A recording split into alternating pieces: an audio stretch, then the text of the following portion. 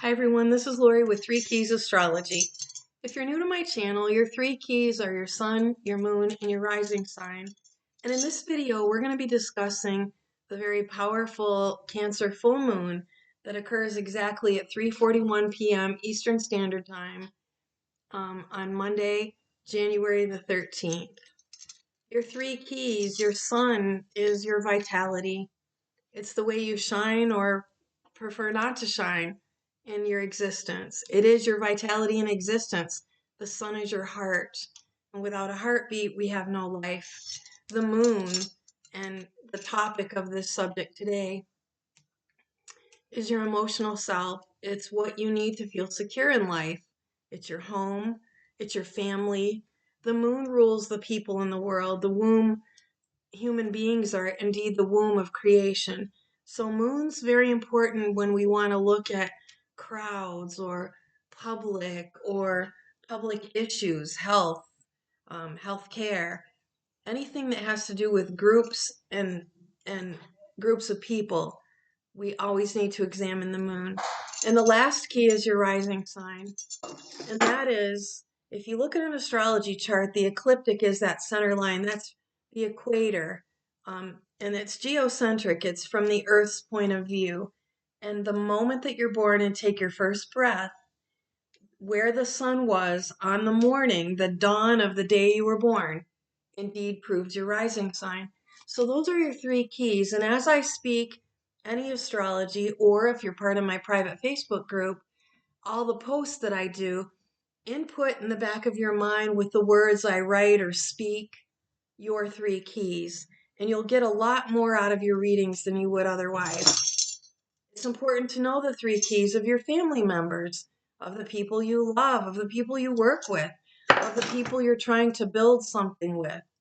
And this is very, very important during this moon because we've got some considerable oppositional forces at this time. If you're part of my private Facebook group, I post the weekly forecast, and I've been saying since October that we were going to have really difficult times because of the Mars-Pluto opposition. We've sadly seen this. It's deadly, it's dangerous, it's about explosives, and it's about combustible things, real physical combustible things, but also internal combustion when we're emotionally distraught, when we're feeling disturbed, when our situations are unsteady and unresolved. The culmination Cancer full moon, each full moon happens once a year, sometimes twice a year, but it's rare.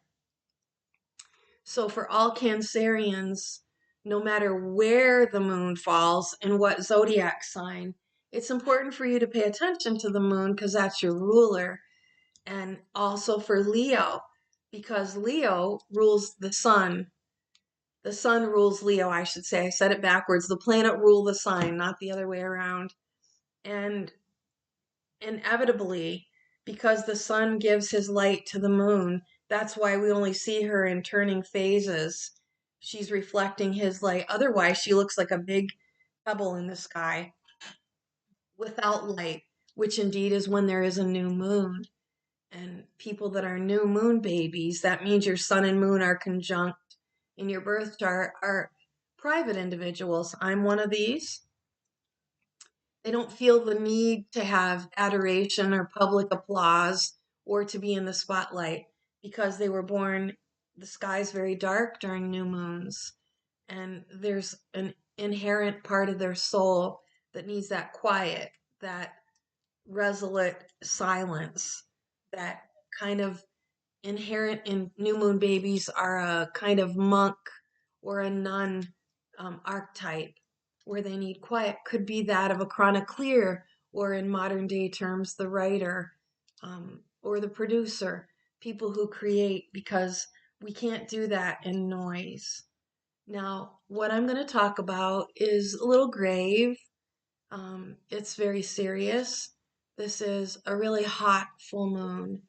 And when I mean hot, I mean with feelings. Because we still have the Mars-Pluto opposition, which was exact on January 3rd, between the 3rd and the 6th, depending on where you live in the world, because Mars is in retrograde and it's been playing, going back and forth, kind of strumming the string of its violin between Cancer and Leo. Cancer and Leo we can also call parental, Cancer being the mother and Leo being the father, or Leo being an authority and Cancer the population. So there's been this strumming, this kind of tension and reconsideration and reinvention, this back and forth from August that's going to occur until almost June, around the end of Memorial Day. The Mars will leave this, it's a bit of a taunting dance, this strumming of the violin, because Mars loves to be in Leo. Mars is horrible in Cancer. If you're born with Mars in Cancer, you need to really examine your conscience and have a close look at you, or ask your family members to help you determine just how manipulative you are. Mars in Cancer is a bit of a secret saboteur. They're passive aggressive individuals. They're people who have a very frustrated Mars. People who have Mars and fire signs, Aries, Leo, and Sagittarius, are forthcoming with their feelings, so that makes them authentic. They tell you how they feel. It is what it is. You see them, there's no hidden agenda. There's nothing secretive. There's nothing behind your back. Mars in Cancer in astrological terms is debilitated. And one of the reasons this full moon is so serious, so somber, can be so profoundly life changing, is that it's between warring planets that are deadly. Mars, if you put Mars and Pluto together, that's TNT. It's gasoline and matches, it's physical explosions. And so we have, there are four things that are troubling about Mars. The first thing is that the moon is a womb. Womb is a place of comfort. It nourishes a baby. The womb is a hammock of security and comfort, a place you can lay down and rest and not have to be standing and fighting for survival or security.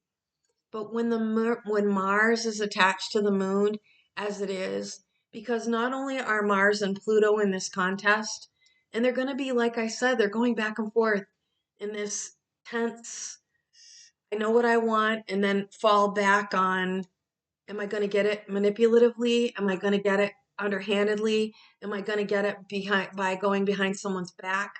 Because Mars is an action planet. And Pluto is our deep, deep, deep psychological makeup. Pluto in mythology wears a helmet of invisibility because we're not always in touch with what that is that we need.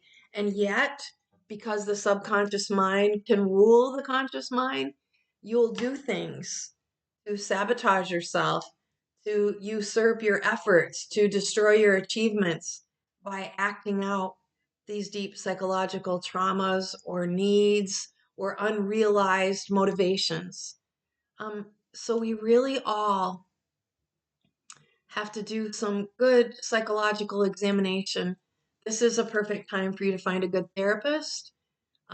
People make New Year's resolutions. Mostly the population are concerned about their physicality, but more important than the way you look is the way you feel, because the way you feel is the way you behave.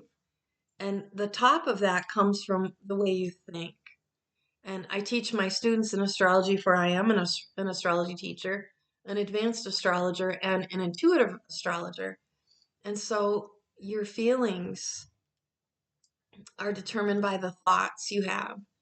And they're also determined by things people say to you. And that's Mercury. So if you take Mercury plus your moon, your thoughts or things said to you, and you add that to what um, evolves into your feelings, that equals Mars, your actions. And that's really important during that equation, is highly, highly important during this full moon culmination in Cancer. It is at the 23rd degree, And this moon, uncomfortable because it's attached to Mars, is a warrior. And then somebody desiring comfort and peace and serenity and quiet. You can liken these two bodies to a sleeping baby that's just been nursed and has everything attended to. She's fed, she's warm, she's snuggled up and bundled, she's rocking in her cradle, she's so comfortable. Every need's met, her little belly is full, she's happy and joyous. But Mars is a warrior. And when we look at our friends and family members or people who have their three keys in Mars or Scorpio, we understand this internal mechanism within those people that is indeed a warrior. And there's a need for that in the world. But it's a little oppositional. And I said in the world, out in the world, not so fun when we live in our homes with that type and they're constantly in some kind of battle. They're constantly fighting for a cause. They're constantly warring in their minds. They're either Scorpio rehashing wrongs done in the past or Aries. The fight is right now. The fight is about the future. The fight is I'm going to get what I want and you're not going to stand in my way. And hence it makes them a little selfish and quite self-involved, those two signs. And so during this full moon, not only do we have the moon conjunct Mars, but its oppositional force, Pluto, where he's been, and this antagonistic energy of power versus power and willpower versus willpower and authority clashing with your own personal needs and desires. This push pull energy that's diabolic because Pluto's involved, that's military because Mars is involved. And so I told you back in October and through my weeklies, as hard as it is to hear, the truth and reality is this is hot energy. Um, Mars is fire. Pluto are the fires of hell and damnation. Pluto shows where we sin, shows what kind of sin we're doing, where and with whom. And so we've got that oppositional force going on. On the other side, because at every full moon, the sun is opposite the moon. And the sun is males and the moon is females. The sun is authority, and then the moon is the commoners. So there's this oppositional force going on between royalty and the public in England or wherever there's monarchy. Still, we have some in France um, and other places in the world, and there's a tension, and the people are tired of it. I know Canada has gotten rid of their prime minister through hatred and anger and upset. He resigned in an elegant Sagittarian way to save face, but he would not have won the re-election. So it doesn't matter what continent you're on. It doesn't matter whether you live on an island. It doesn't matter if you live all by yourself. These beautiful energies that give us life and make our lives robust and active are really profound right now. And we have to pay attention. The moon's emotionality, but the sun is survival. So the warring factions that are fighting for the church against the state, or sins against mankind, or justice and injustice, or rights and wrongs, are all really prevalent because the sun and Pluto are together in a conjunction, the way Moon and Mars are in a conjunction. So we have four major planets. Without the sun or the moon, you don't have life. The sun and moon are mommy and daddy coming together to make a creation, a little Mercury, the child. And when they're in oppositional forces, it's hard to make creation. When Mars is in retrograde, like he is in Cancer, and debilitated, and going backwards, reviewing and revising and reconstructing and realizing, that's the healthy part of Mars in retrograde. And in Cancer, it has to do with your feelings and your emotions and your fights with your family. Because the moon is your family, it's your heritage, it's your ancestry, it's your family in the here and now that you relate to, whether it's in dysfunctional ways or in functional ways. And I guess the best remedy for Mars with the moon is to have kind of a team mentality when it comes to your family. This is my blood. They're made of my bones. They share my DNA. They are made of the ancestors of our ancestors of our ancestors. That's my blood. And how do you treat it? And that's really important because in oppositional forces and cancers of leukemia, which are bloodline, that's family disputes that are unresolved. The moon's nodes also have to do with our health, our destiny, our fate. And because they're attached to the moon, that's the baggage that you bring into this lifetime. If you believe in repeated lifetimes, some people do, some people don't. I'm on the fence still about it, though I have a Catholic heart and big, huge faith. Um, the fact of the matter is, what you don't resolve in this lifetime, you'll have to face again in some kind of relife, reborn, being reborn again, or even in the primary stages of life, adolescence to adulthood, to retirement age, to old age, to getting ready to pass on to your new life, wherever that is, whatever you believe, wherever that may be, that's beyond our human comprehension. So you've got to take a look at that. Um, this will be about family disputes. This will be about disputes and internal frustrations in any group that you belong to.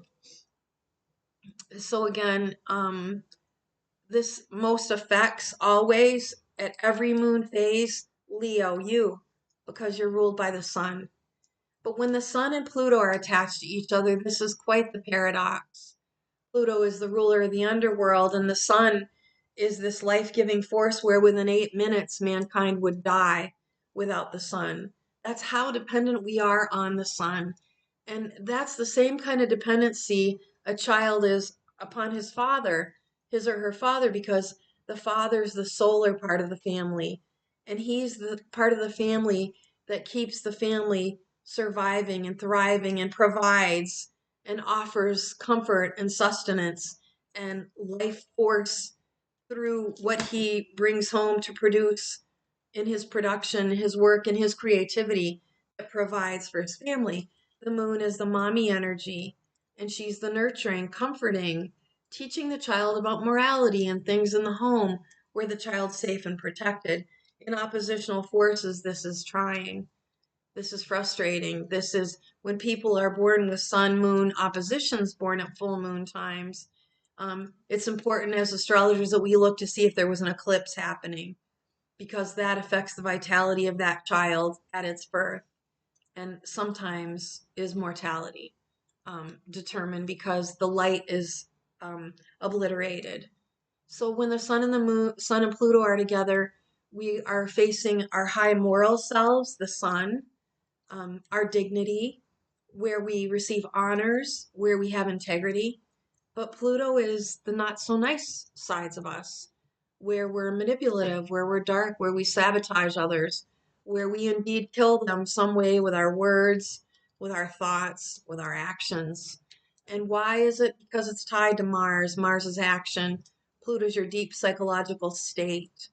And Pluto is a destroying force where sin's involved, where immortality is involved, where there is some kind of hell. Unfortunately, we live on the planet Earth, and you can read stories in Greek or Roman mythology about man's cross to bear. And even our Christian faith is based upon the story of a cross. In astrology, that cross is your ascendant, your descendant, your MC, and your IC. The Immium Coli is the belly button of your existence, the roots, your moon. At the top of the chart is your reputation, how the world sees you and the kind of work you do in the world. Your rising sign is how you meet and greet people in the world, how you present yourself, and what you are, but it's not personal you, it's functional you. And then the descendant are the people that you'll meet, the people that you'll marry, the people you'll partner with, and the people that you'll be involved with in this cross that you have to bear, where all four parts of the cross you got to pick up, wear on your front or your back, and string yourself out. Legs spread, arms wise to get to the matter, your heart. The center and the truth organ of everything is the heart. So this is at the core of this because heart disease and black hearts and plugged arteries all come from. Arteries are the branches of your family tree. And again, we've got to clean things up. And sometimes it feels impossible.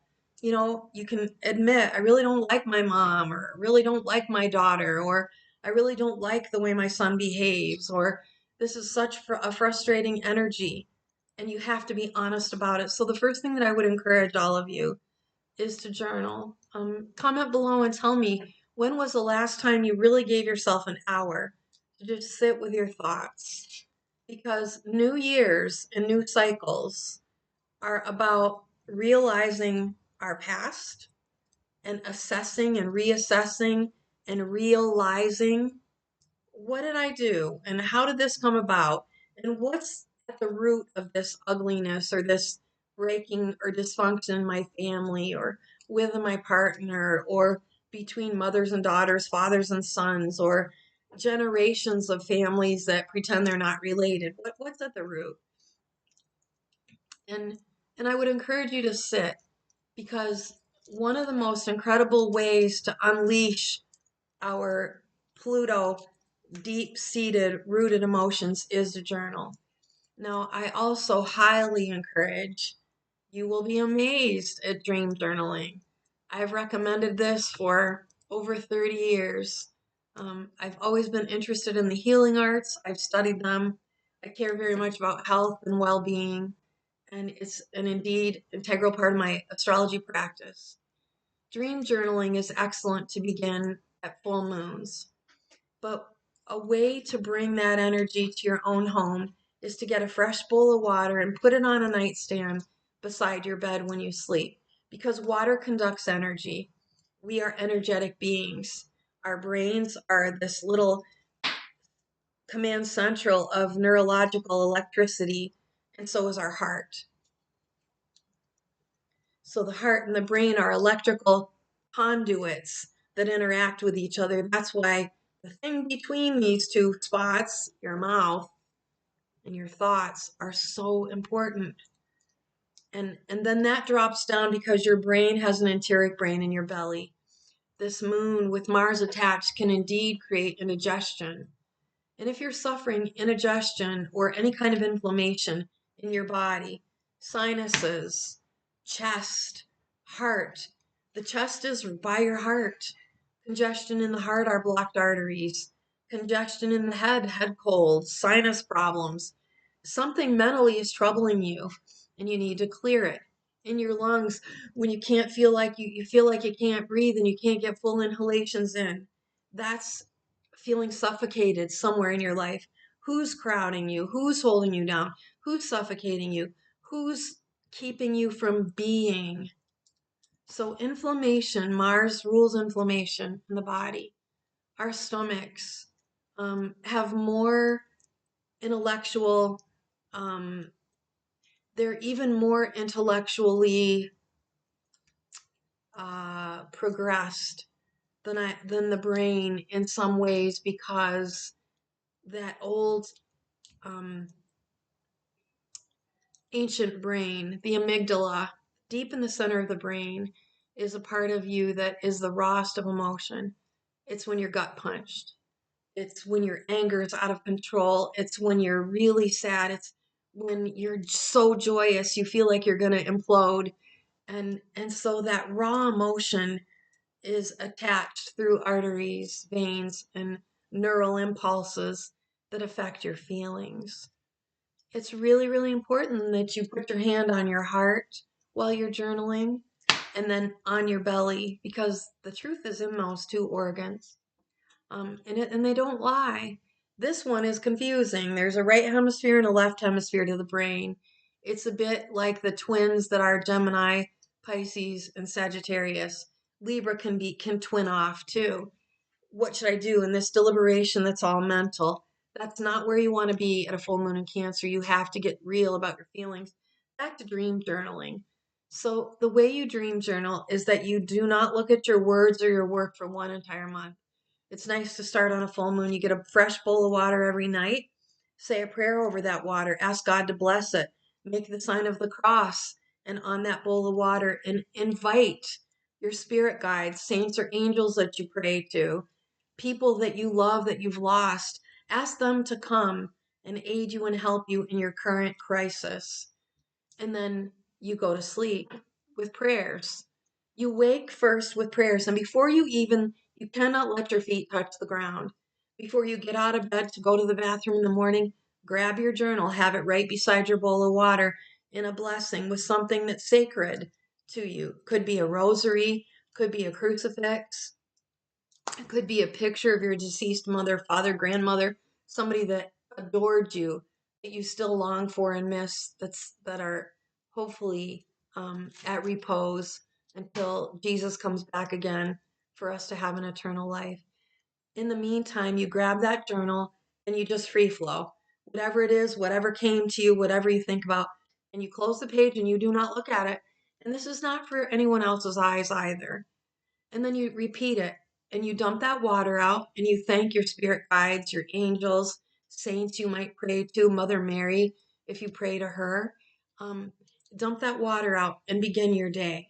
The same thing the next night. You go to bed, get a fresh bowl of water, say a blessing over it, have your prayer cards there, or your Bible, or your crucifix, or your rosary.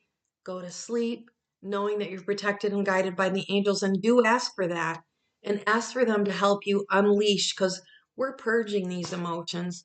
Pluto wants you to release this.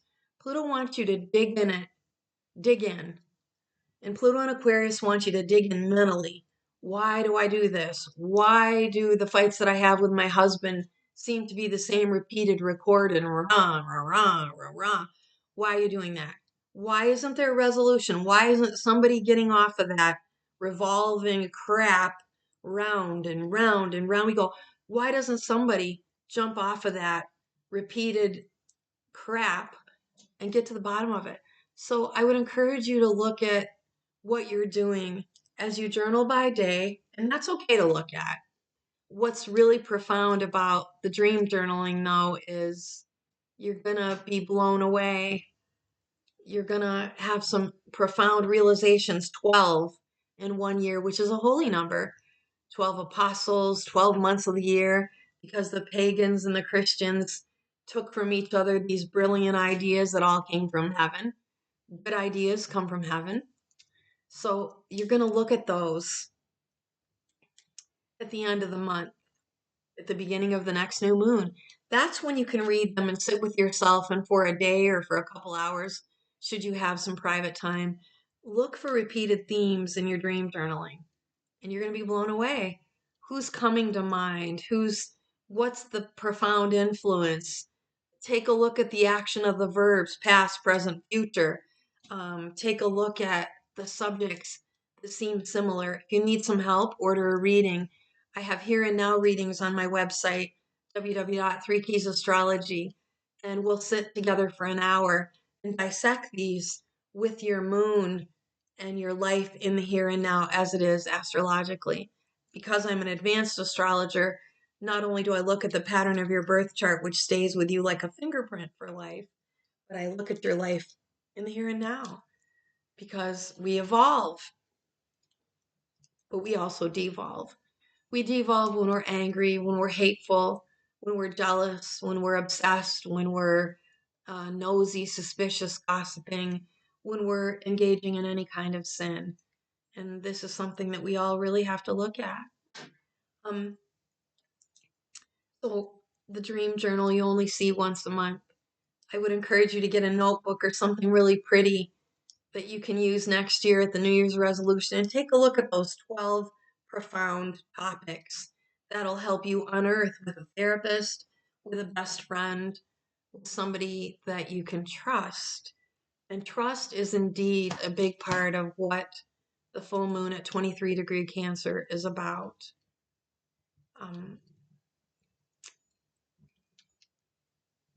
This has to do with your soul purpose. The moon talks about that in astrology, as do the nodes, which are two mathematical points on the moon. Right now, the whole world is getting blessed with a change of nodes. Unfortunately, at this time of this full moon culmination, we have a nodal opposition. that is Aries and Libra, while the moon is Cancer and the sun is Capricorn. And this is cardinal energy. And cardinal energy is active energy. So those of us that are Aries, Libra, Cancer, and Capricorn, you'll see a dynamism to us. We have maybe a little extra adrenaline, and we're the doers. We're the movers and the shakers. We don't sit back and do life. We get into life and do life. And so this cross that we're bearing during this indeed cardinal cross during this Cancer full moon has, and I promise you, I'm trying to learn a little more technology because I don't know it. I'm in not even first grade when it comes to tech, but my husband's helping me, and we're trying to figure out a way that I can show you and give you demonstrations. Because I'm a born teacher, I have a 0 degree Mercury, and I was studying to be a professor, and a life-changing accident stopped my dreams, but astrology is totally fulfilling that need to teach and to learn and to share knowledge with you. So I'm going to be having something really cool in the future. We're finding things out about how to do that so I can show you. But in the meantime, if you can just be with me visually and imagine, we have Moon and Mars opposing Sun and Pluto. This is Capricorn energy and Aquarian energy. The moon and Mars are Cancerian energy. So that's that ascendant descendant bar of the horizontal cross, the cross that we have to bear during this full moon. The vertical cross has at the top of it Aries. That's ruled by Mars. So we have Mars squaring Mars in the moon. And that's a conflict of feelings, okay?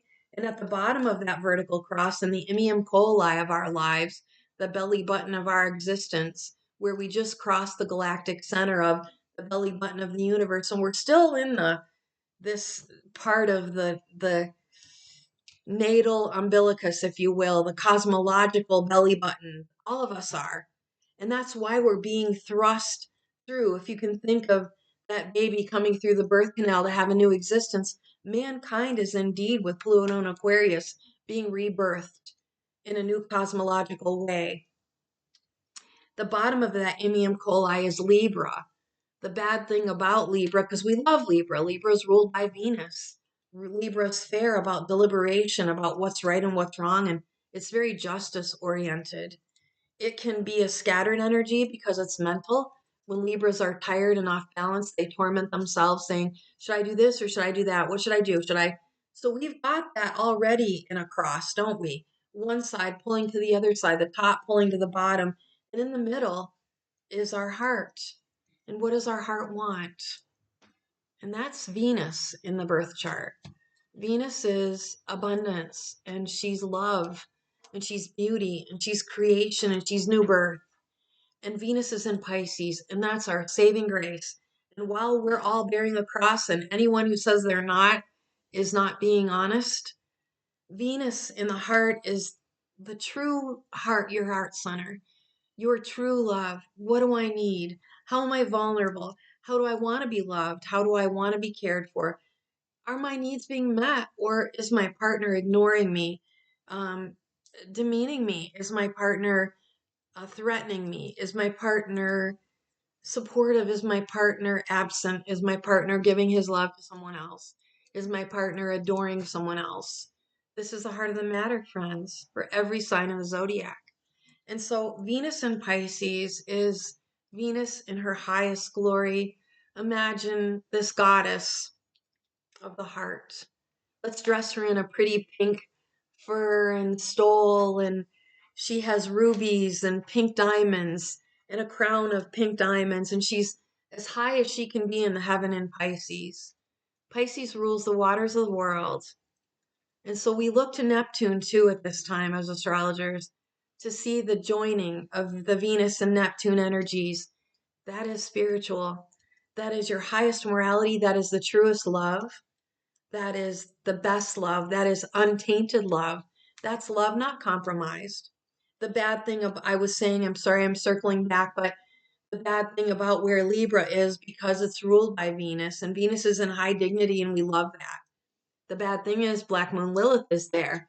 So at 3 of the 4 points, we have planetary influence.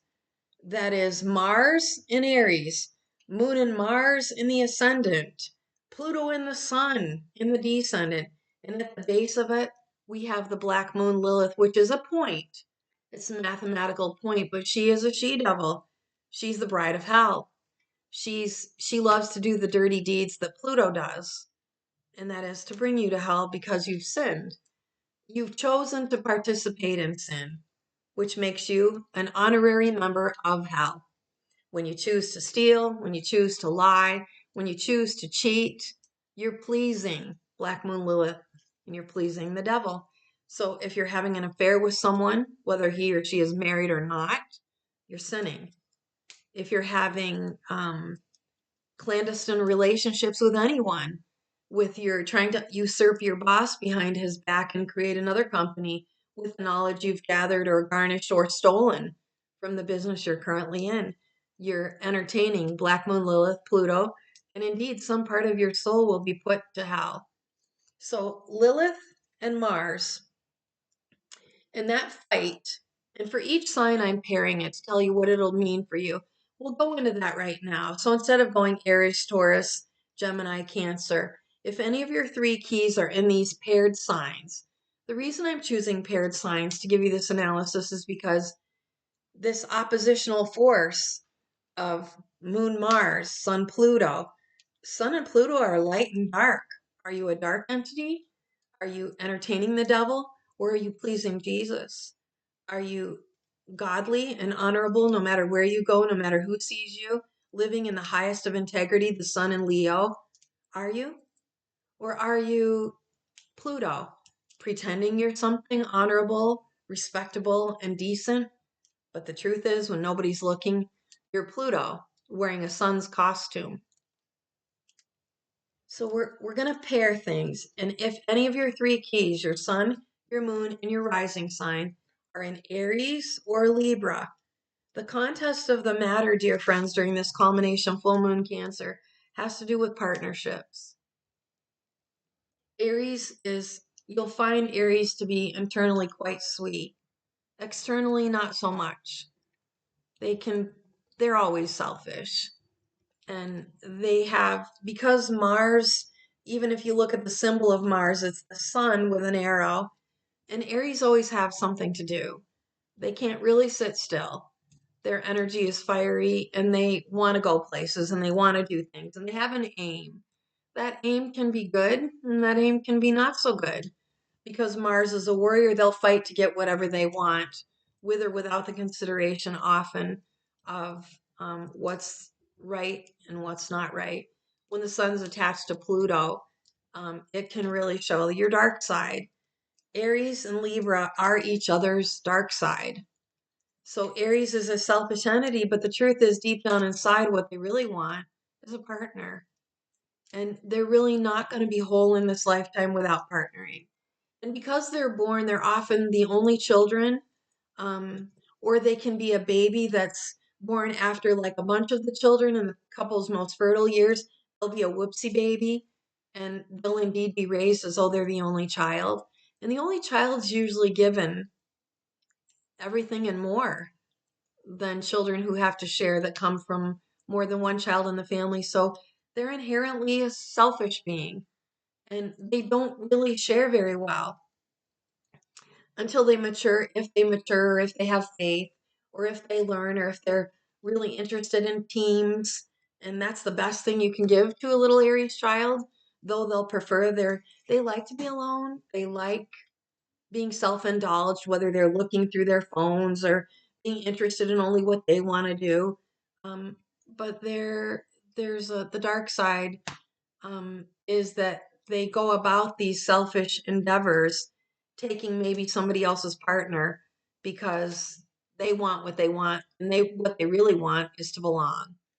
Because there's a part of them that's a lone wolf inside, and they're lost and they're lonely. So this full moon is going to bring and shed a lot of light to Aries because who they are in public and how they're seen is in conflict with Black Moon Lilith. What are they doing to have a partnership that's illicit or illegal or ill-mannered? What is it? You've got to look at that, Aries. You got to be blatant and honest with yourself, and you have to heal this and to really self-examine and examine your conscience. You've got to admit that deep down inside, you really would like an honest, wholesome, publicly respected relationship. That's your cross. Libra, either somebody has come into your life that's a Black Moon Lilith type. Black Moon Lilith in Libra is destroying relationships. It is her glee, her delight, and her heaven, like someone who has an affair with someone's wife or someone's husband. They're a Black Moon Lilith character destroying the vows of sanctity that are supposed to bound a family together for all of eternity. That's the promise of marriage, for fruitfulness and for building, having a foundation that builds a family and a home and community and business if that's what the couple decides to do. So, Libra, you've got a Black Moon Lilith character in your life, and you have for a while. I think she's around 23 degrees, which happens to be exactly where the moon is and where Mars is. Now, this is really important. In astrology, we call this a partile. The moon and Mars are at exact points, so is Aries, so is Black Moon Lilith. While the sun and Pluto are at a 27 degree, um, sorry, the sun and the moon and Mars are all 23 degrees. They're exact, partile to each other. Uranus in Taurus, Pluto, Uranus in Taurus is 27 degrees, and Black Moon Lilith is 23 degrees. In trine are the Sun and Uranus. The Sun and Uranus together are helping, most especially Capricorn and Leo, come up with better ideas for resolution. This is energy that is electric. It's the thunder and lightning of insight. It's epiphanies, realizations.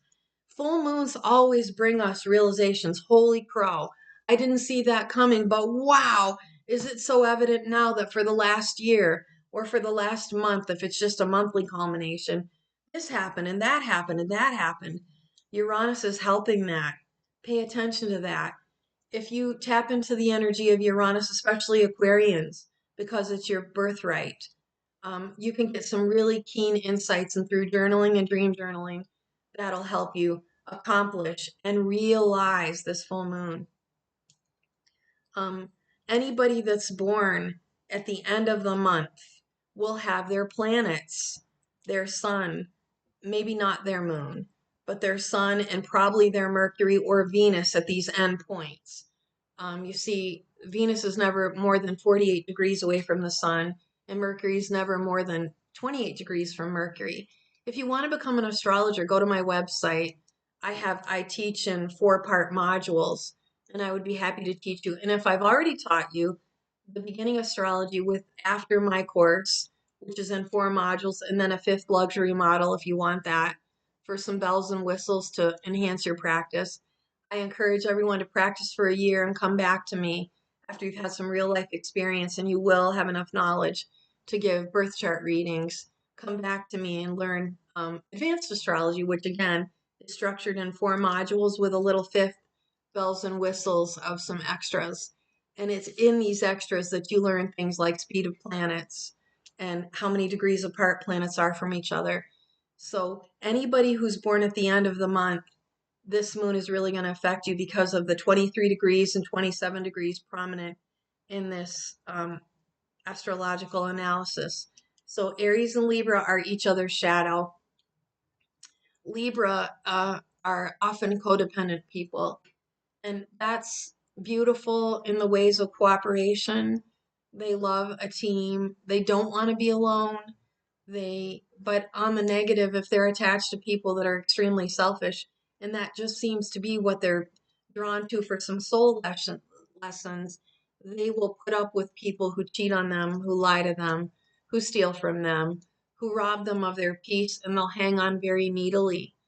And that's something that you need to examine, Libra. Um, what part of you is codependent on who or whom? That could be a sun entity in your life, or it could be a Pluto entity in your life. You know, are you hanging on to a job that you really hate because of your 401k plan or the location? Or remember, come back to the center of the cross. It's about your heart. What's the truth, Libra? Venus is helping you right now discover what you really, really need. Are you being neglected in love? Libras often are. They attach themselves to these selfish entities that live for themselves and betray you behind your back and ignore you or mistreat you or pretend that let you think that you're secure when indeed in any minute that person can disrupt your stability. So that's the complex during this full moon in Cancer for Aries and Libra. The next signs we're going to talk about are Taurus and Scorpio and what this means for you. So this is about security needs, Taurus and Scorpio, and you are each other's shadow side. So because we've got Mars and Pluto raging against each other, because we have the Sun with Pluto, where we're being forced to examine our good sides and our bad sides, our evil desires and our moral hopes and dreams, how close are you to God? Are you trying to live to have an eternal life? Are you doing everything, whether you know it or not, to make sure that the ruler of your future in eternity is hell and damnation? And in the meantime, I promise you, if you're doing things like that, that's bleeding off onto your family members or your coworkers, if you're such an entity. You got to take a look at yourself and in your journaling, maybe say, how am I Black Moon Lilith? How am I Pluto? How am I the Sun? How does my Mercury think? What does my Venus need? What are my moon's needs? Am I really being vulnerable and honest about what I need in my relationships at work? Am I expressing my soul power and living through the nodal axis? The beauty is we're approaching the nodes in Pisces and Virgo. We're leaving Aries and Libra. And that entity of that selfie, Aries is the selfie generation. The me, that all I do is look at myself on my phone and take pictures of my fake glamorous life, because who has one of those really, honestly? In a world like this, nobody. That's all illusion. That's all egocentric. Your life should be about reality. With Pluto in Aquarius, which is one of the fixed signs, you really have to take a look at ethics and morality. Aquarians are high minded and they want equality and fairness. And they know that God gave enough for everybody, that you don't need to be selfish. You don't need to hog and hoard everything like a person or a place or a business or a position, that there's wealth in sharing. And that's the Taurus Scorpio dilemma in this full moon in Cancer. It blesses Cancer because Cancers and Taurians are sisters of the soul. With the nodes moving into Pisces, Pisces, Cancer, and Scorpio have a camaraderie of emotional understanding. There's a lot of depth to a Scorpio. And so the shadow side of Taurus is that while Taurus loves comfort and security, and Taurus doesn't really want to be bothered like Cancer, and new moon babies, there's a lot of ourselves that need security and quiet and peace. We're not people that have company over all the time. We're not out on the town shopping and looking and trying to find the next in vogue thing or whatever the fad is. That's really not Taurus and Scorpio. We like our quiet. We need security. We want faithfulness. We are loving, faithful, true, honorable. But when Taurus is unbalanced and upset and mistreated, she becomes Scorpio. And then she becomes obsessive and jealous, and she'll stalk you and she'll find out what you're doing, and she'll be your worst enemy and your worst detective. And then Scorpio, vice versa. The truth of the matter is they're wary, where Taurus is out there, and here I am. Taurus is ruled by Venus. And so we have a confidence inherent that we will have what we need in this lifetime. That's kind of the promise of the big sacred bull in mythology. She can graze in green grasses. She can bathe in the sunshine. She can eat sweet flowers, and she can be at ease because she has beauty. And um, I have to turn the light back on out there to help keep this video bright. It just shut off. It must be on some kind of timer, or I don't know why it went off. I can't figure that out. Um, it shouldn't be off. Anyway, sorry to digress. Thank you. Um, Yeah, why won't it stay on? I don't know. Anyway, Taurus is a sign of abundance. And when you're born in that zodiac sign, you've accomplished in your past lifetime um, any kind of wrestling with material needs. Because no matter what in this lifetime, Taurus, you'll always have enough. No matter what circumstances come your way, that's the promise for Taurus, Venus ruled. Now, Scorpio comes into the world ruled by Mars and Pluto, so Scorpio has baggage when they come into this lifetime. And if you're born with any of your three keys in Scorpio, you'll witness and experience things that others of us could not even fathom or handle. And this makes you excellent. You're made of excellent strength. You can endure things, but you will be somehow um, involved in deaths and disasters and disturbing circumstances. The most heinous crimes um, to mankind are scorpionic in nature, rapes and deaths and murders and poisonings and that sort of thing. So Scorpio comes into the world a little reluctant and a little reticent. They're quiet, just like Taurus is, and they will hang back, and they're extremely feeling and extremely intuitive, and each other are each other's partners. Taurus and Scorpios are often attracted to each other as the way Aries and Libra are. And yet there's a knowing. And because this full moon in Cancer is about trusting your guts and your feelings, and trust is a big issue, and the heart of the matter is the big issue. Truth and trust are what this Cancer full moon is about. And yet you're going to have conflicting feelings because of these oppositional forces, who indeed are oppositional people. And that's why I want you to name them. Name your enemies. Name maybe a friend that is betraying or is not proving to really give a care about you. Do they call you? Do they ask you how you are? Do they make time to see you?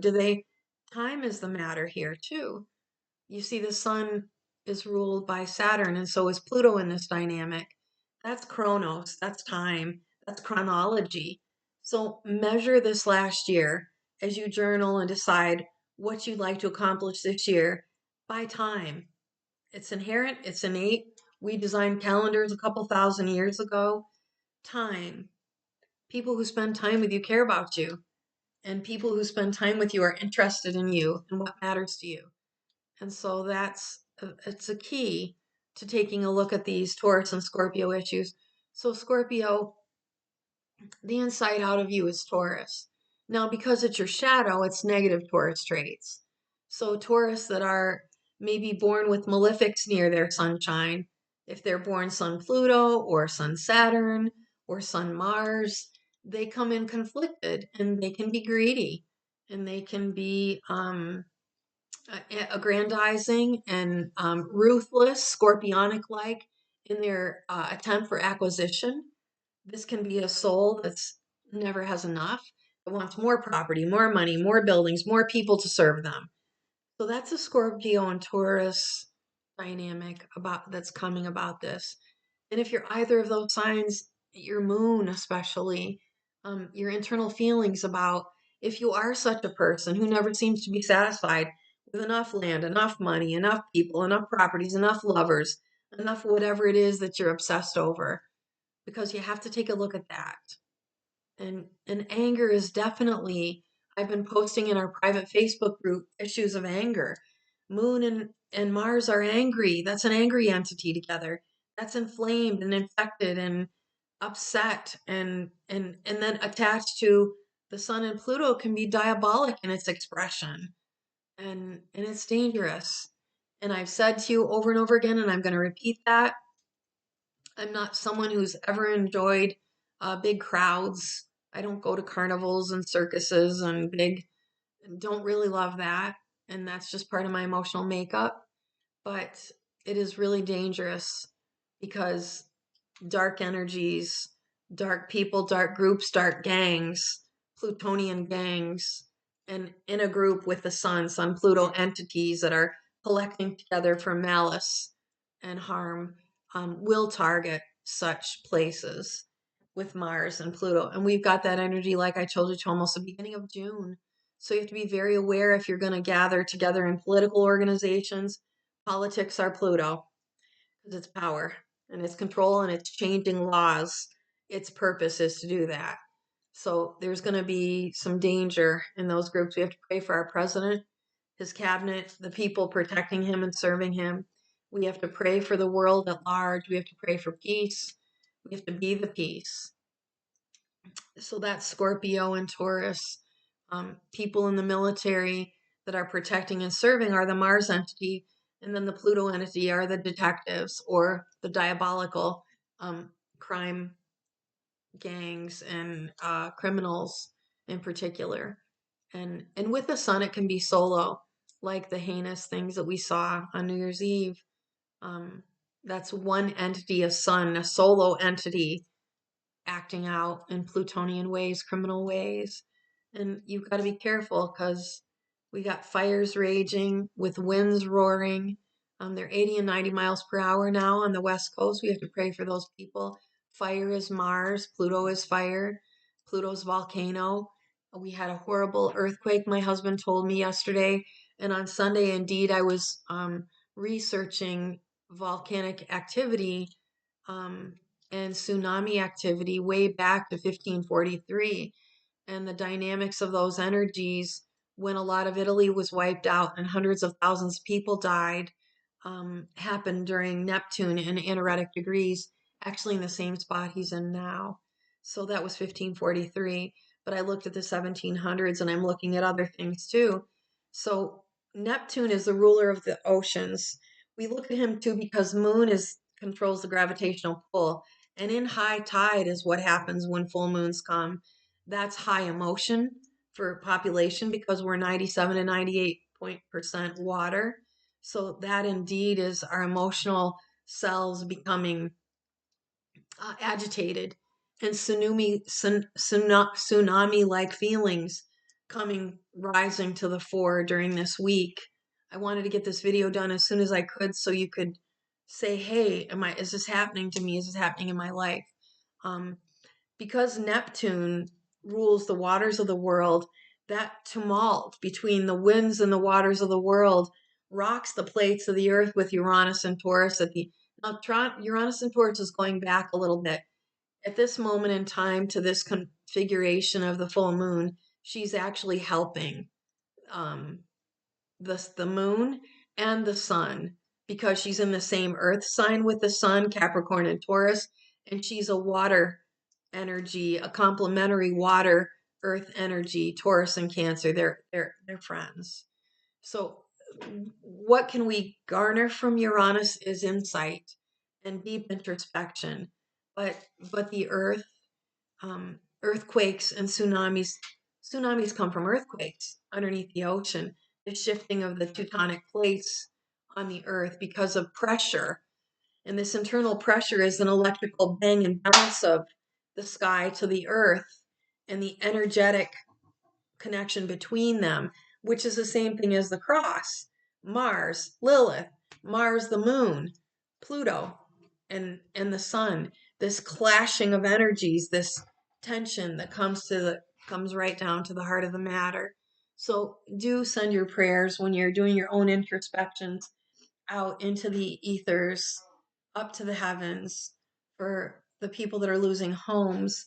I hate to bring this up because I have friends that travel for a living, but Pluto in Aquarius is detrimental to flying in the sky, and it's snipers in the air, and it's AI detractors that mess up, the supersonic connection that goes on between air traffic control and the engine of the airplane.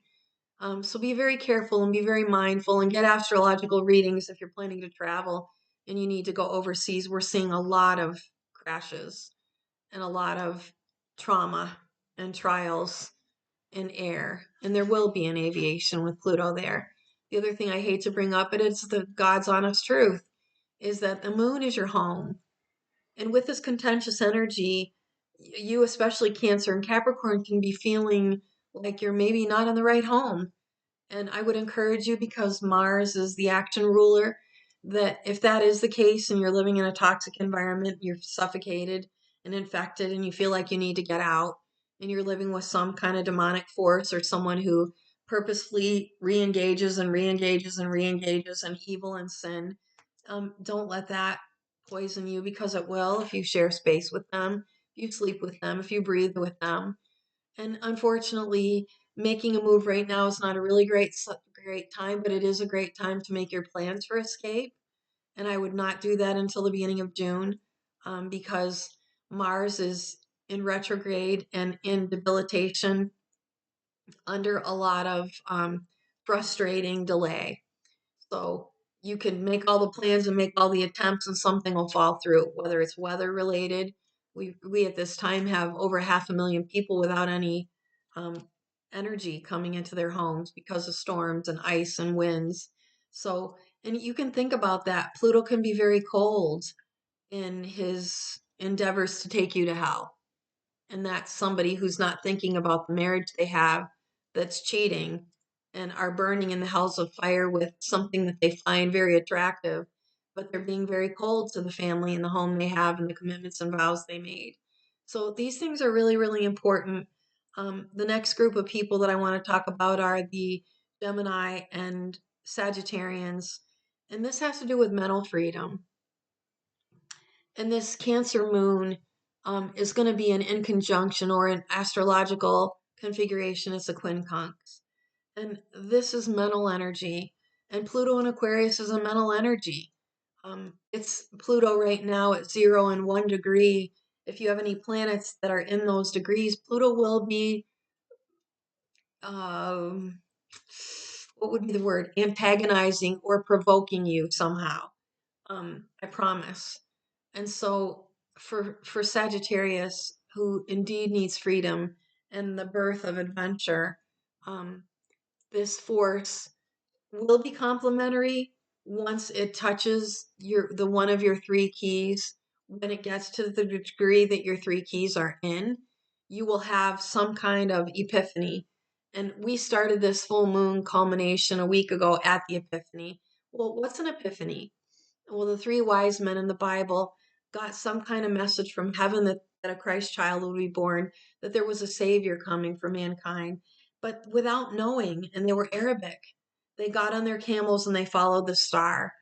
And this analogy of epiphany is that we get our insights, our answers to our prayers, and revelations by epiphanies. Something will come to us. A friend will say something that's in alignment with what we've been praying for. So this moon is blessed, although it's blessed by Venus, it's blessed by the epiphany. And while it won't be easy, it'll be hard, and you're going to have to look at your internal struggles and your external fights and analyze them. Figure out what they're about, and are they about the same revolving crap and over and over? Is it the past coming back to haunt you because you haven't healed it or cured it or gone beyond it? And then it's affecting everyone else in your family. Is it you that brings up the past, who's somehow obsessed and hanging on to it, and it's tormenting you and torturing you and ruining your relationship? Are you angry? I have experienced a rage I've never known in the last few years. Um, and I know what it's about. And it's important that you acknowledge your anger. Does it have a purpose and a place? In a warrior way or a knighted way? Are you fighting for morality or the king or the crown or Christianity? Then it's healthy. But what are you doing with it? Is what you're doing with it productive and healthy? Or are you getting Plutonian? And are you turning evil in your angers and your rage? And I encourage you, especially if you're Cancer rising like I am, or you're born at the end of May and Uranus is attached to the evil star Algol, believe me, you're raging. If your Mars um, is in dignity in Capricorn and you work with an Arian that's selfish and stepping on everyone else at the office and leaving the coffee machine empty, or hugging the coffee machine and copy machine, or petting the administrator, the CEO, or sleeping with them, behind everyone else's back to try to get favor. Aries and Capricorn are not so much on the same page. Capricorn doesn't like Libra very much either. And Capricorn's in a fight for some kind of security to protect their home or their family because of a Black Moon Lilith entity or a Plutonian entity. Gemini and Aquarius are mental. Gemini is your everyday routine and the habits that you have to do and the way you wake up in the morning and what you do first thing in the morning and what you do before you go to bed and how you handle your day, your everyday chores and your business. It's elementary school, elementary learning. It's just your habits and your mental hygiene. And this in conjunction is a tension point. So you also have to take a look and see who it is, who's upsetting your routine, who's occupying your headspace, who do you go to in your thoughts? Is it a Lilith or is it a Plutonian character that's constantly upsetting you or disrupting you, making you feel anxious and nervous? These signs are apt to mental stresses like anxiety. For Sagittarius, you're one of the high signs, like Aquarius and Pisces, when it comes to spirituality and morality. And you will not tolerate. A lot of Sagittarians are involved in law because they believe in truth and justice and fairness. They're one of our most honest signs, brutally honest, actually, because Sagittarius is not afraid to tell you where you're being dark and black and ugly and that it's not acceptable anymore. So, you guys are also weeding out. We should all look at this full moon as a big old garden where we're digging down deep and weeding out the rot and the wrong and the rancid and the stuff that's just reviling and the stuff that's really under our fingernails and you know, disrupting our sleep and stealing our peace. We have to get rid of those things, whether we're doing it ourselves in self sabotage or we live with people that are entertaining hells and bringing that back to our homes. So, this is about mental freedom. And when you're at peace in your mind, you'll be at peace in your heart. And that's so very important to Sagittarius and to um, Gemini. Now, why are you each other's shadow side? Because Gemini is little daily things and they can be involved in things that are tiny, where Sagittarius is the big dreamer. Gemini wants friendship and peace and harmony, and they're a bit childlike and they're um, it's kind of like your teenage friendships. You know, they're a little superficial, they're not real deep. It's not some Scorpio group that's trying to figure out how to cure cancer. That's not Gemini's position in this world. They're a little bit simple in their and childlike and friend-like in their queries and their questions. Their shadow side is feeling like they don't have enough. And because they're one of the twin signs, they definitely have to have an examination of consciousness and decide which part of themselves are holy and which part are they sinning. And the same thing with Sagittarians. While they're more apt to rise high, in astrology, they're the centaurs. Chiron is a centaur and in mythology, I should say. And they're half man and half horse, the Sagittarian. So the bottom of their bodies is very earthy, and they can be very sensual people. But the top of their bodies are supposed to be aimed toward God. They're the archer with that arrow and bow, and they should aim high, and they have to expect of the people they live with, that they work with, that they partner with, that they're married to. You have to be of integrity to be in the company of a good Sagittarian. The shadow side is that they can become picayune or they can become unfaithful when they act out their Gemini shadows. And that's being involved in superficial relationships or being so big and thinking themselves kings and queens that they can have anybody they want to do their bidding. And you're my slave, and you do this, and you do that. So those are things to be aware of during this full moon in Cancer, Gemini, and Sagittarius. You have to rise high, and you have to examine your moral fortitude, and you have to align with goodness and light, or you're going to have a lot of problems. Um, if you're in law enforcement and you engage in your shadow side, you'll be kicked off the police force. You'll be shamed and humiliated by the public, and your aim will be taken away from you. Is what happens. Excuse me, please. The next two signs in conflict and in oppositional force that we're going to examine that are going to be affected by this Cancer full moon, which is Moon Mars opposite Sun Pluto, with Aries ruling the North Node and Black Moon Lilith affecting the South Node. The nodes are fated nodes. So when we come to Virgo and Pisces, we come to the analysis of physical health and mental health.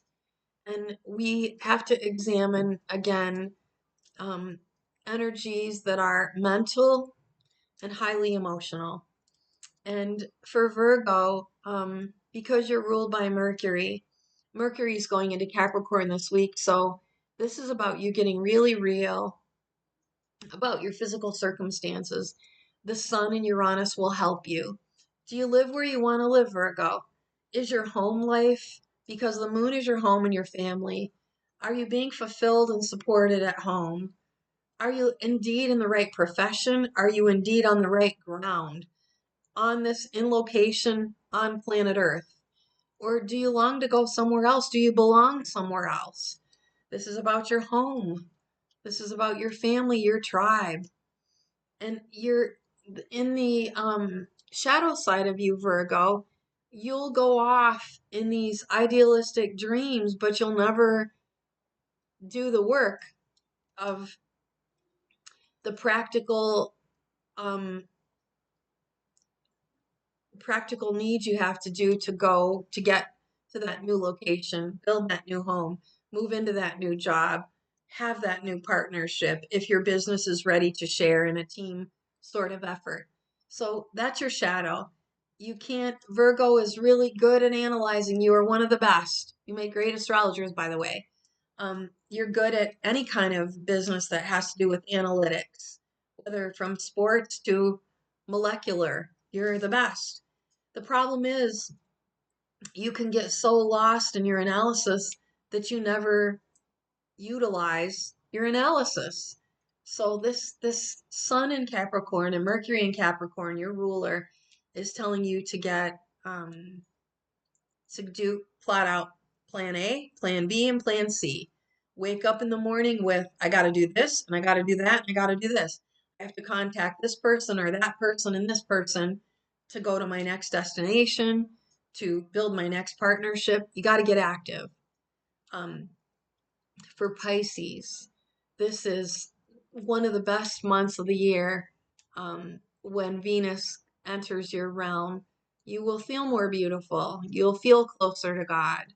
You'll be wrapped and protected by angels and saints. And it's the best time of the year, really, for you to um, make sure that your home life is aligned to your spiritual belief. And it's a really nice time. Now, on your shadow side, Pisces, you'll get critical and you'll be nasty and you'll be condemning and you'll be passive aggressive about the people you live with, and you'll hurt them by doing what you want to do, even though you're saying you're doing something else. And you can get very vulgar um, and your people don't think that about Pisces, but Pisces, they think they're all sweet and soft and lovable, and they are for sure. If any of your three keys are in Pisces, that you got that, you were given that, that you were born with that. But inside of you, because you're not so confrontational, you're sneaky, and you'll do things on the down low, and you'll do things that you really want to do behind closed doors or when no one else, you think no one else is looking. Unfortunately, you're not going to get away with it. At the light of the full moon, you'll get caught, and you're seen for who you are.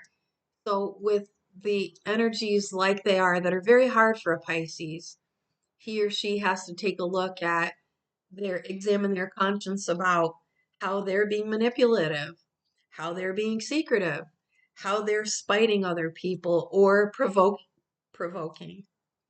And they can do that by being ambivalent and by not being committed and authentic.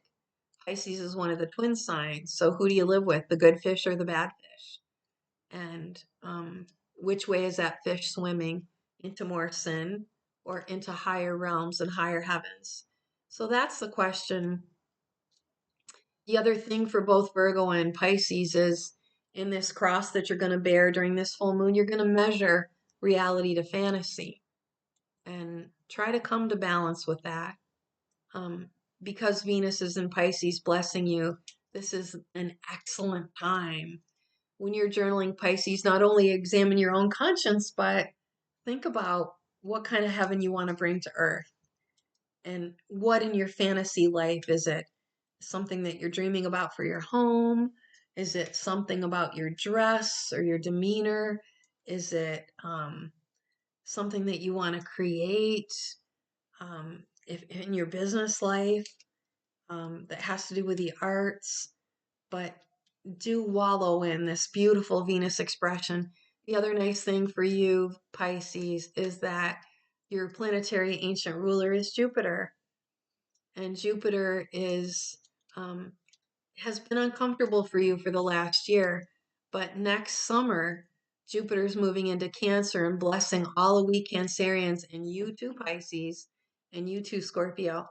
So, Pisces, if you're someone who's interested in investments, go think about investments that have to do with clean waters of the world and high ideals and companies that have a moral um, fortitude, something that's aligned to your moral beliefs and values, and invest accordingly. You can take a look at that. Jupiter is going to pour a lot of goodness for you in health. Now, I told you that Virgo is physical health and Pisces is mental health. So both of you signs have to take a good look at your levels of anxiety. And then take a look at the people in your life, the characters that are Lilith or Pluto, that are stealing your peace or making you anxious. Or is there some kind of thing you're taking in your body that's causing anxiety, like too much caffeine? Or are you going the opposite way and trying to drown your feelings out with alcohol and it's depressing you? So we got to look at those things, Virgos and Pisces. Those are important during the full moon.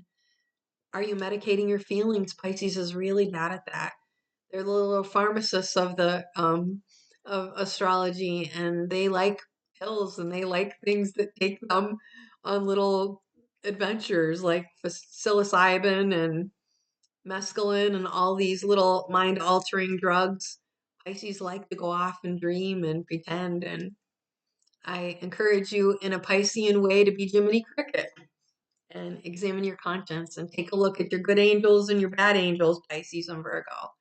And don't get too wrapped up in the details. This practical time is about doing physical things to improve your health and to improve your living situation and to improve your partnerships. All right, now I'm going to talk about Leo and Aquarius, and you guys have been at odds. If you're part of my private Facebook group, I don't just let anyone in that group. This astrology group is something that I spend a good deal of time on in analysis for and give little favors to my sweet Three Keys peeps. Um, you have some questions to answer before I let you into my group. We are not a hypochondriac group of this is wrong and that's wrong. We're a group of intellectuals that are highly educated and from all over the world. And to date, I've read for 10,000 people and I've taught a handful um, of students. And I will continue in 2025 to have little classes that you can join and there's some little freebies when you're in that group. So please join us. Um, so I've been talking about Leo and Aquarius and the conflict. And during this full moon, because the sun is attached, which rules Leo to Pluto, Leos are really going to have to examine themselves about the darkness in their lives and the lightness in their lives. And you're going to have to do that in relationship to the people that you encounter at work and at home and within your family. It's about your family and what family members are lifting you up and giving you health and giving you joy, because the sun is joyful and the sun's abundance and the sun is a king or a queen. So who in your family do you really resonate with? That, because believe me when I tell you, I've talked about him before, but not in a really long time. There was this wonderful Japanese photographer and who did an experiment years and years ago. He's got books that I've gotten out of the library for my grandchildren, and I actually should buy them. I love them so much.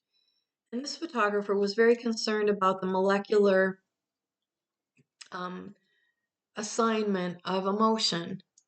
And so he took jars of water and photographed water droplets and photographed what happened.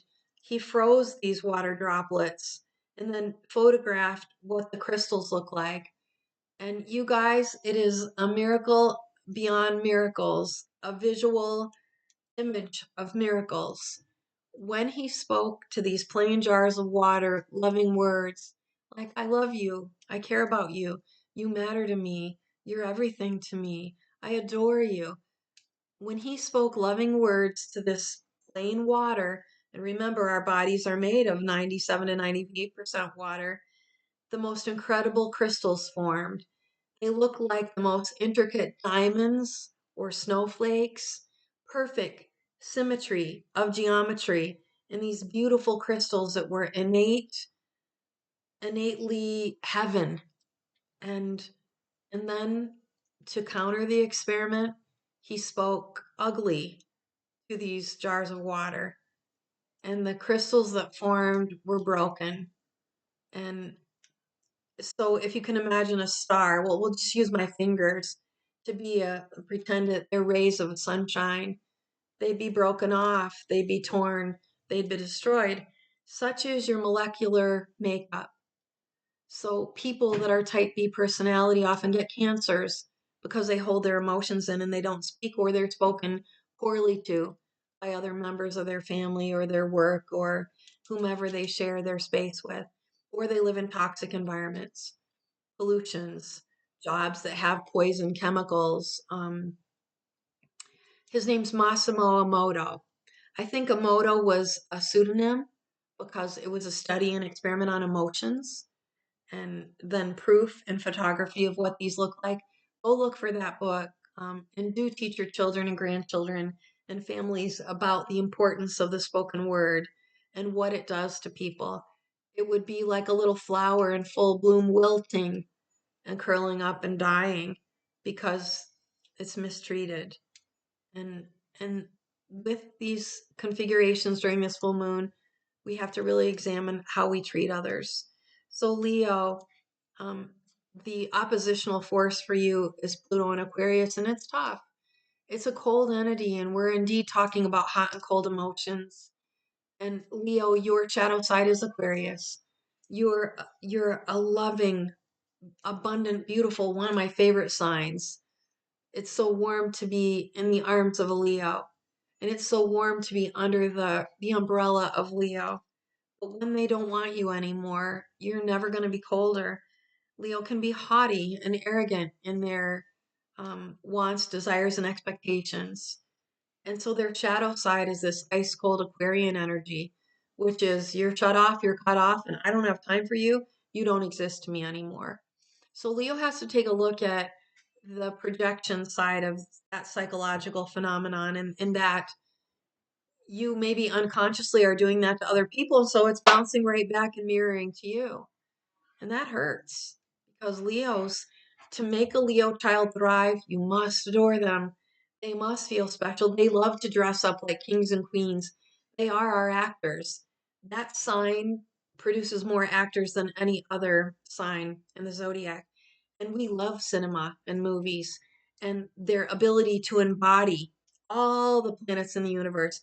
They can be a Venus, they can be a Mars, they can be the sun, fatherly, they can be the moon, motherly, because they're great at emanating and emulating these other energies. But their dark side is to be cold and to be arrogant and to be exclusive about who gets to be with them. That's very important for good health. Make no mistake. The Bible tells us take a look at your friends and I'll tell you if I look at your friends, I'll tell you who you are.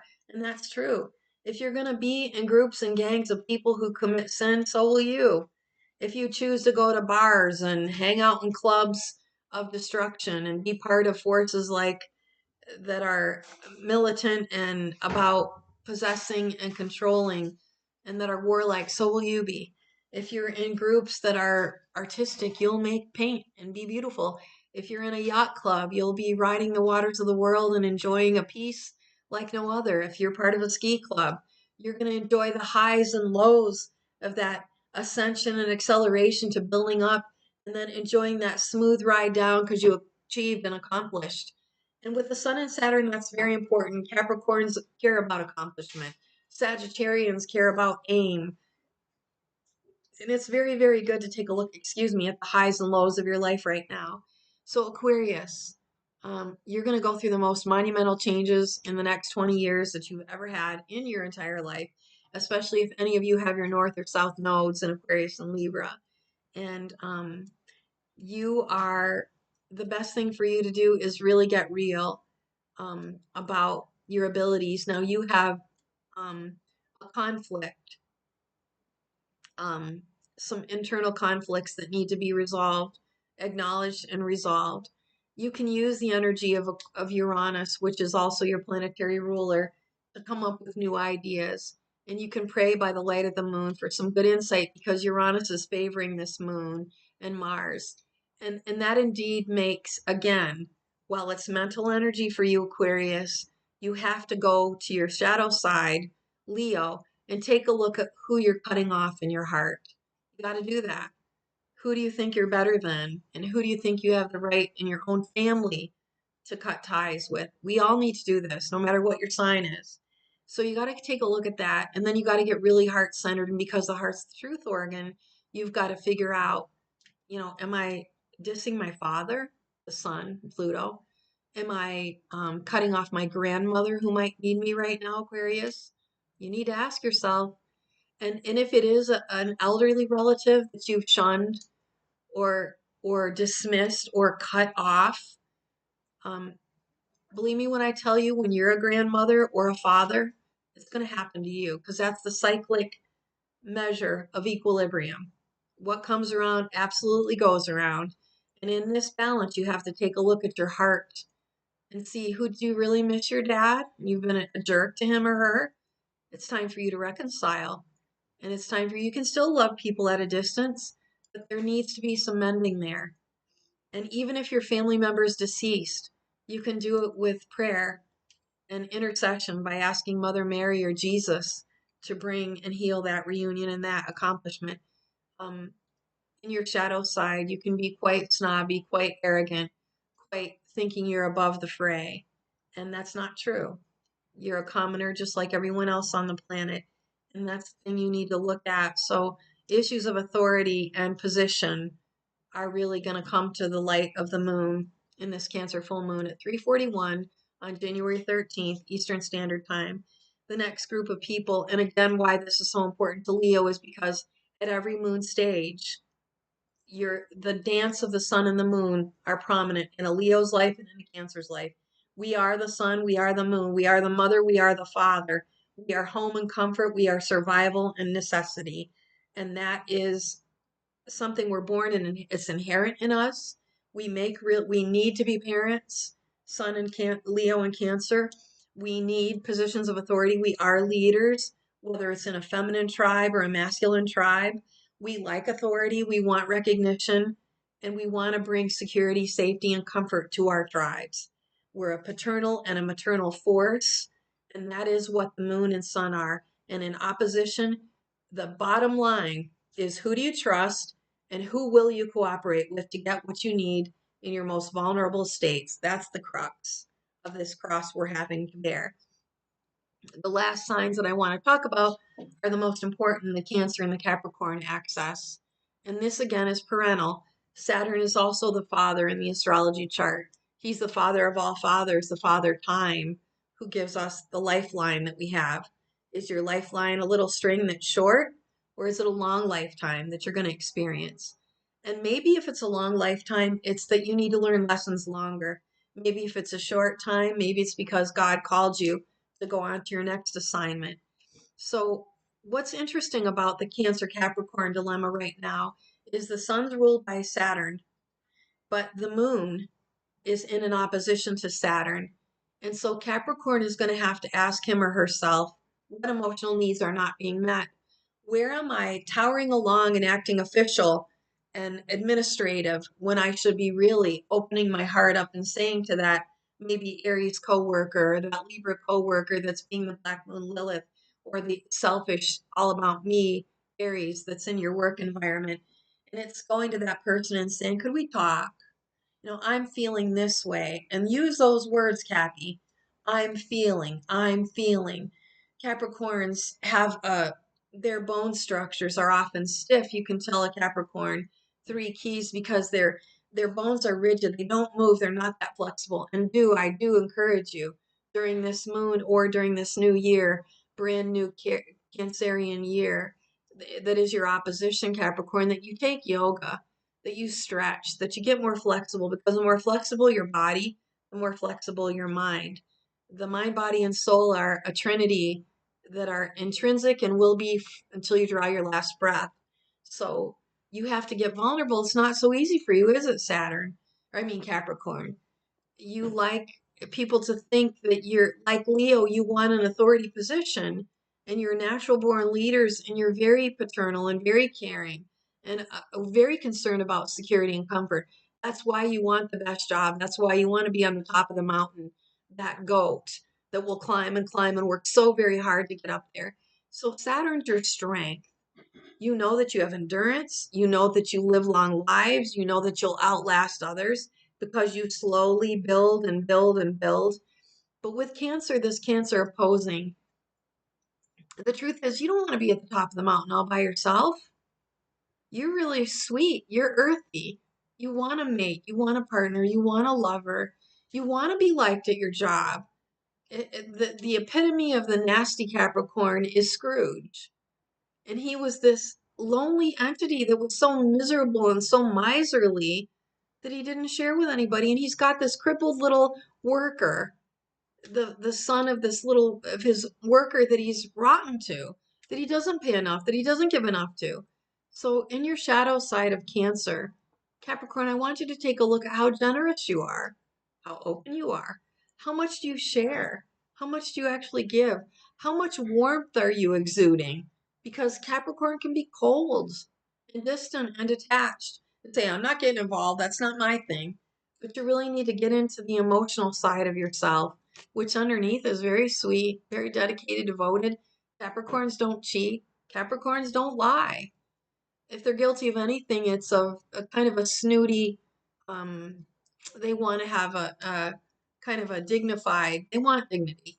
They want to be honored and respected, and they want you to realize your place with them. That's okay. But you can have a little them.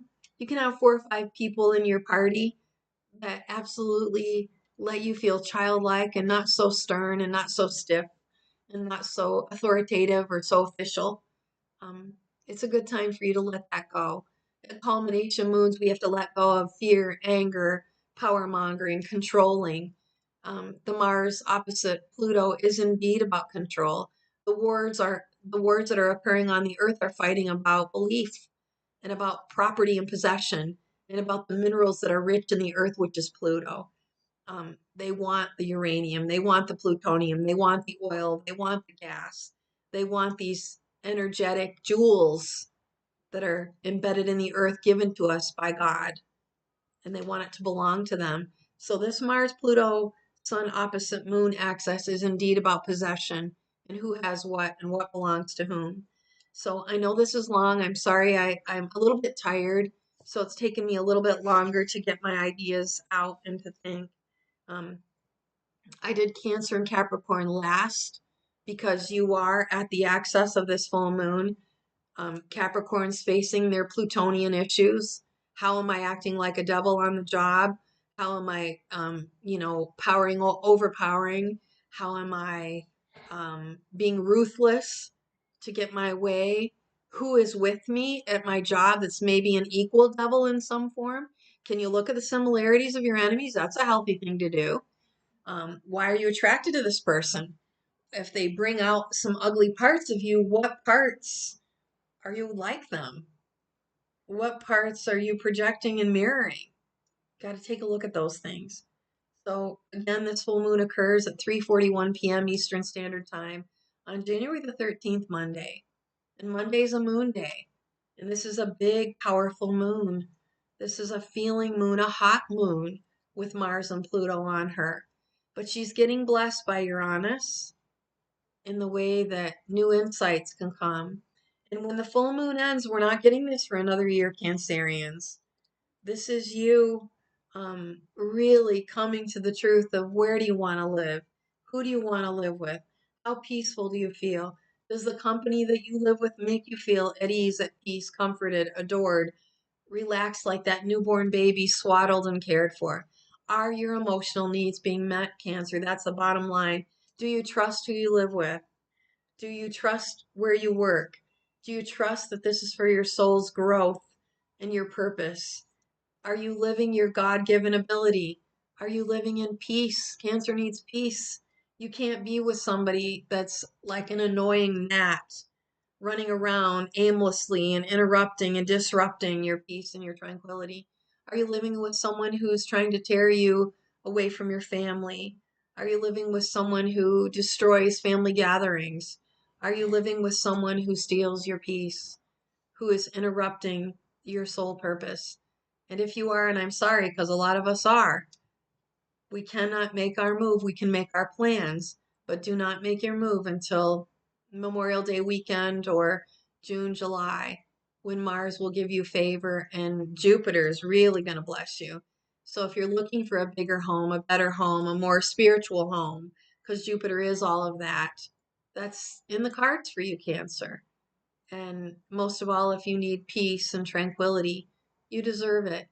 And if you're agitated and upset, there's a reason why, and you need to decide who that is, and what you're doing to self sabotage. And indeed, like I said, you can be feeling kind of tired or feeling kind of low, Cancer. Cancer, your shadow side is Capricorn. And so when your needs, so if you look at a Cancer person and they're very motherly, I am this, you're looking at me. You're looking at a double Venus moon in me. That's God made me motherly, loving, peaceful, a big old fat cow who loves to graze and eat and be at peace in the sunshine. I'm not into sin and sinning and dark things and debauchery. I live in the sun and I'm very emotional. And if you're tired or if you're having indigestion or if you've got an infection somewhere in your body, it's normal where the moon is, where Mars and Pluto are right now, Cancer. Get breast exams if you're female. The Pluto opposing us is not good for breast health. Come to the truth about because we're quiet, so we have to speak out. We can't turn into type B personalities or we encourage ills internal. And if you're feeling upset, you've got to name the reason. You've got to dig up the roots of why. And then you got to root your garden. Make it abundant. Make it, vibrant and healthy and happy. You deserve that. We all deserve that. So I hope if you have any questions, please ask them below. I'll come to the YouTube thing and go check the comments. Please share my videos. Please encourage your friends and family or buy readings for them. If you know anyone who wants to become an astrologer, tell them my name. I'm Lori. If you have any questions that are personal that you don't want to put on the comments below, my email address is ducky at 3keys. Astrology, 3 is a digit. And my Facebook page is 3 Keys Astrology. My YouTube channel is 3 Keys Astrology, the sun, the moon, and your rising sign. You gotta know them. It's mind, body, and soul, baby. So, again, don't forget to pray for people without power, people who are losing their homes. That's a real thing with this Cancer opposition Pluto. Pray for the homeless. Pray that when Jupiter goes into Cancer, our government and you, personally, you, can be part of a group of people because that's Aquarian. That's a healthy Aquarian thing to do to help find cures for homelessness. Everybody deserves a roof over their head and to be warm and safe from the elements.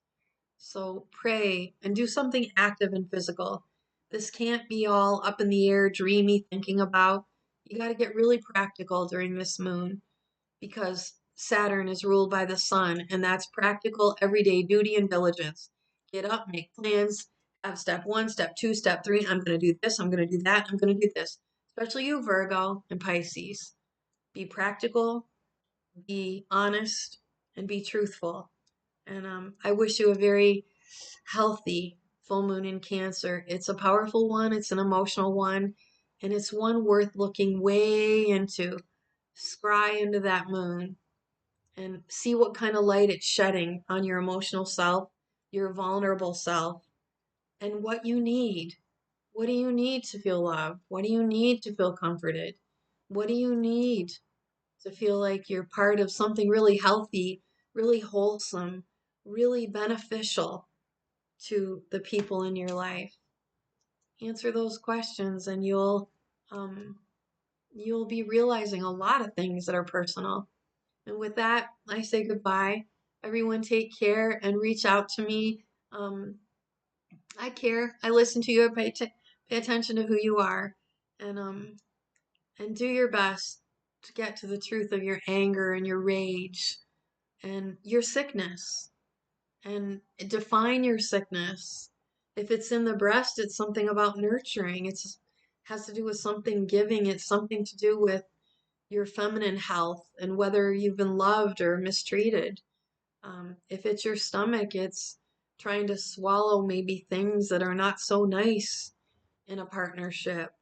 If it's, something that's in your head, someone's troubling you and mentally antagonizing you. And that can be Black Moon, Lilith, and Libra. And as your astrologer, I'll help you define those areas, root them out. And I'm offering special readings for $250.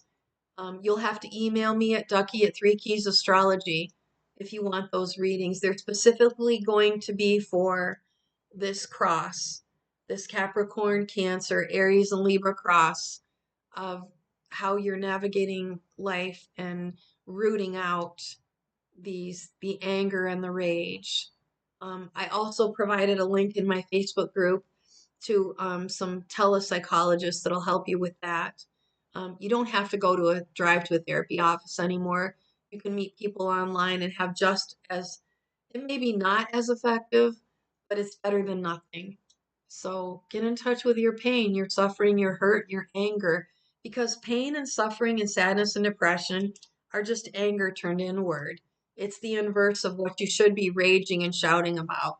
And if you're somebody that's type B, I encourage you, holler it out, scream it out, say it. No, you don't want to hurt anybody.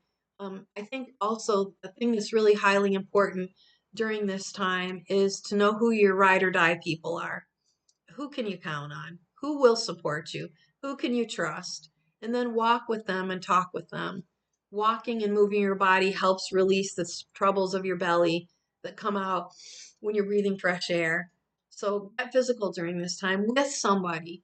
This is an important lesson in cooperation and in our partnering for everybody. So take care, everybody. I'll see you soon. Please comment below. Let's talk. I love it. I encourage it. Accept your criticisms and anything else you have to say. And if you're tech savvy, reach out to me and say, Lori, I can maybe help you. Maybe we can barter, trade, or I'll pay for your insights and services. I'm looking for a way to be able to show you my teachings so that I can demonstrate in drawing besides just sitting here and speaking to you. Take care, everyone. Bye for now.